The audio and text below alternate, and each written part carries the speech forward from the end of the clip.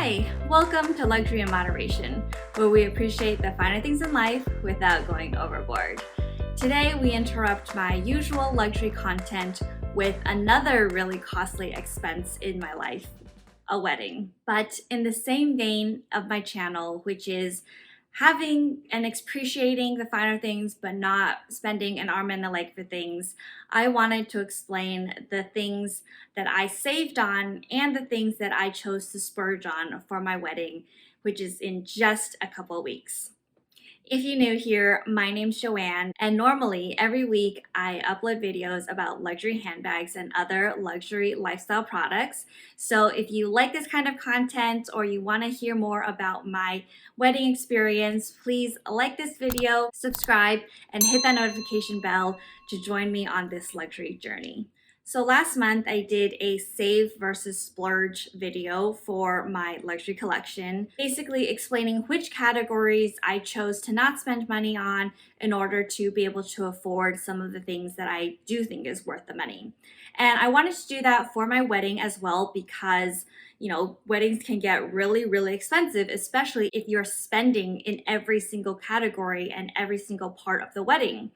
And I also wanted this video to be a resource out there for other people planning their wedding, hearing what decisions I made, and making you feel comfortable in, making your own decisions. You don't have to feel pressure to make a crazy, extravagant wedding if that's not your style, if that's not within your budget.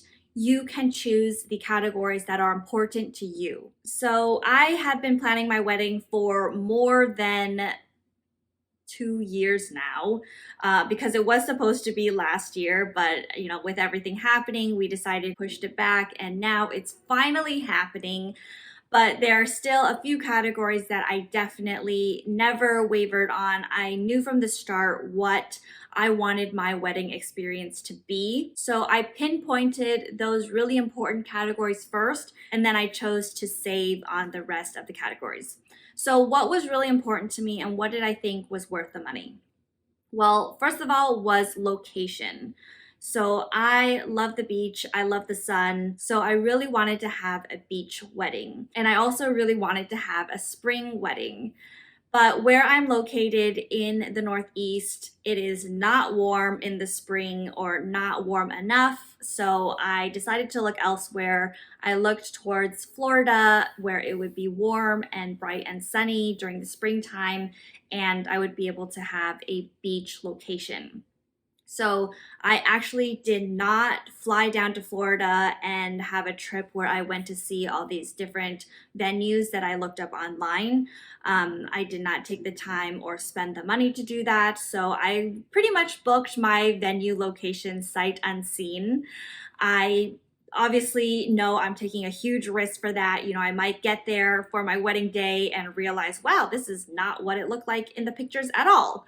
But I trust the people that I book with, so hopefully, that'll turn out just fine. I really wanted to have a wedding where I could enjoy my time with my friends and family.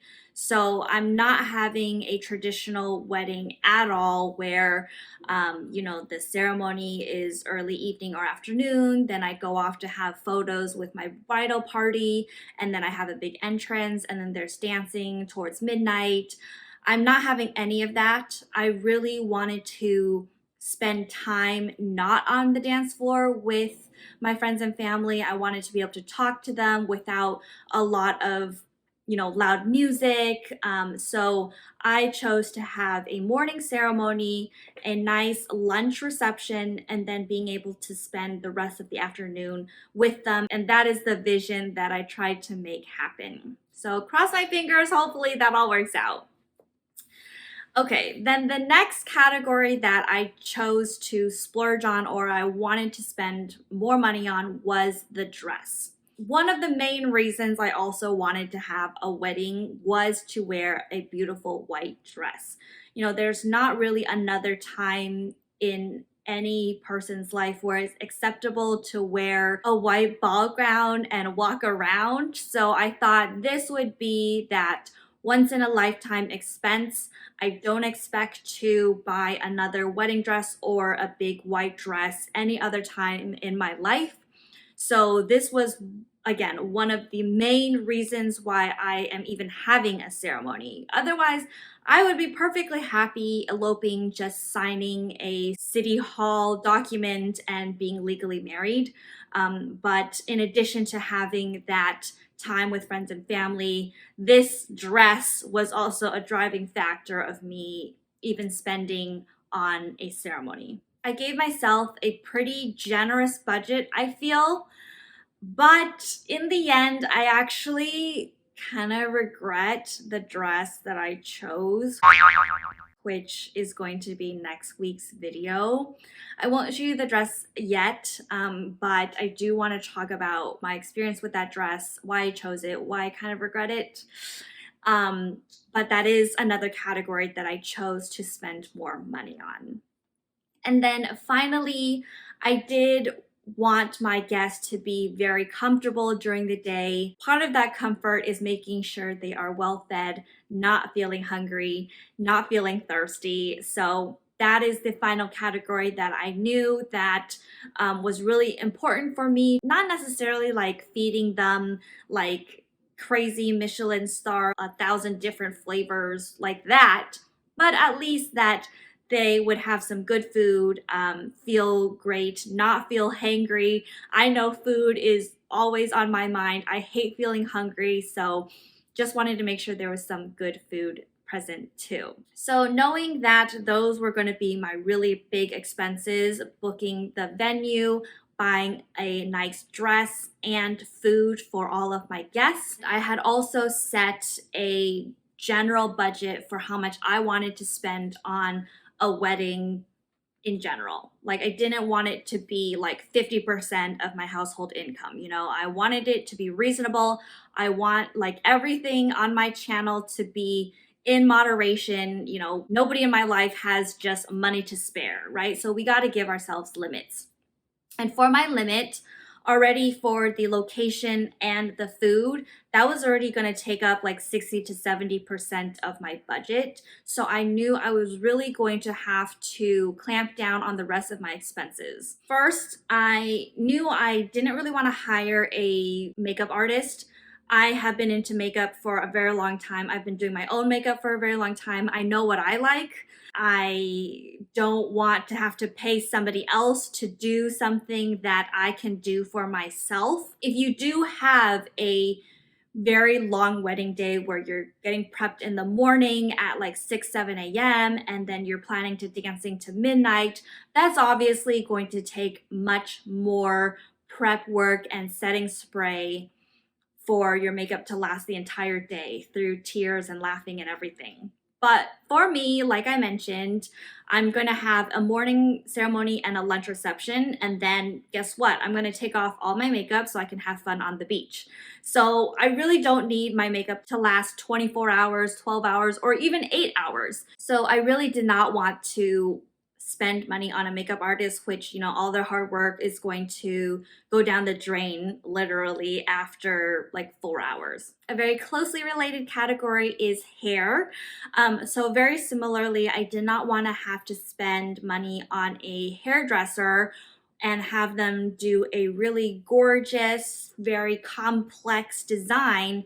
And then I'm just going to jump in the ocean after a couple hours and all of that hairspray is going to be washed away anyways. I want it to be myself. And every day, honestly, I put my hair up in a ponytail. And that's what my fiance sees me in every day. Very simple. I don't do much. I barely curl my hair. So that was all the reasoning for me to not splurge on a hairdresser either. Another category which I did not feel the need to splurge on was invitations. And I think that was also influenced by the people that I had invited to my wedding. So I don't have a lot of older guests. Most of my family and friends are my age and they know how to use technology. So I felt like digital communication was something they could handle. So in addition to saving money on printing invites, sending them all out, I also wanted to, you know, save as much paper as I could.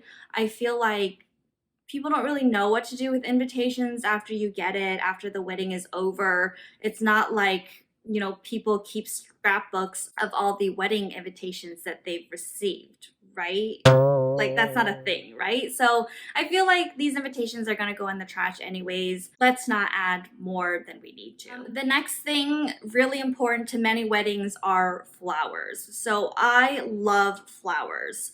I've always loved them. I love springtime. I love any kind of flower. I think they're gorgeous. I love having fresh flowers. But do I think that it is a waste to have fresh flowers that you can only enjoy for a day? Definitely. So this might be different if I had had my wedding close to my house and where I live, but I am traveling on a plane to my wedding. I'm not going to be able to take bouquets home. It's going to be a huge hassle. Again, all of my guests are flying there. They're not going to really be able to take anything home. So the flowers are just going to go in the trash at the end of the day. And that makes me sad because, you spend so much time and money arranging these flowers, cutting the perfect bouquet, putting it all together. Also really expensive to get live flowers because they are perishable. There's only a certain time that these flowers are going to be viable. It's a very long, tedious, complicated process. And at the end of the day, it's all going in the trash. And I just did not think that it was worth it. Now, while planning my wedding without any flowers, I was a little bit worried that my wedding would look too plain.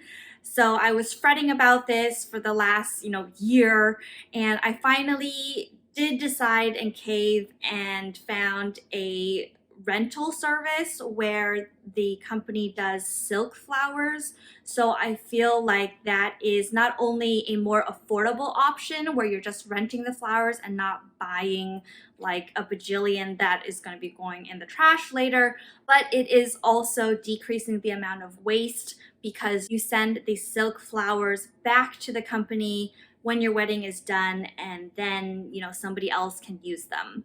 So I thought that was a great solution. And finally, the last category is shoes. Now, lots of people think that wedding shoes are very important, especially girls who love heels. So I totally understand that. I love a gorgeous heel as well. But as I've mentioned on my channel, I honestly cannot wear heels. My ankles suck and I have flat feet. It's just not great when I wear any sort of heel. So I knew I was not going to spend money on specifically wedding shoes when I don't even spend money on regular high heels. First of all, you can only wear it for a day, or you might get a style where you can wear, another time, but they are usually going to be like starkly white heels and they'll get dirty. And because I am having my wedding on a beach, I am going to be walking in sand. So that would not be a great experience if I was wearing heels. I actually decided very early on that I would just be wearing flip-flops. And honestly, most people cannot even see the shoes that the bride is wearing for most of the wedding. Most wedding gowns go all the way to the ground. You have no idea what shoes the girl is wearing unless they actually lift up the dress and you take a picture of the shoe specifically to keep as a memory. So I thought that was a huge waste. I also wanted to be comfortable on my wedding day. I did not want to have to think about tripping over my dress, tripping over myself, being wobbly on a thin heel. I am so happy and looking forward to the fact that I'm going to be wearing flip-flops down the aisle. I think it's very me, and that is how I wanted to spend my wedding day. So I hope that just by sharing my choices, it can help you understand that you can make your own choices too. You can be who you are. If you want a crazy extravagant wedding, still set a budget for yourself, still know how much you want to spend in each category so you can get as much as you want from out of your wedding day. But if you don't want to have a crazy extravagant wedding, you don't have to. And I actually think since last year, a lot of people have decided to have smaller weddings, to have just you know, an intimate thing with their most loved friends and family and not have a wedding day be so crazy, like extravagant and showing what you can do. And I just wanted to give the other brides out there a glimpse into my choices so you guys can take that into consideration and really, you know, make the best choices for yourself. So hopefully, again, this all goes according to plan. I will definitely upload some clips from my wedding day. Thank you guys for watching. Thank you guys for spending your time with me. I really appreciate it. Please remember to subscribe below, and I can't wait to see you in my next video. Bye.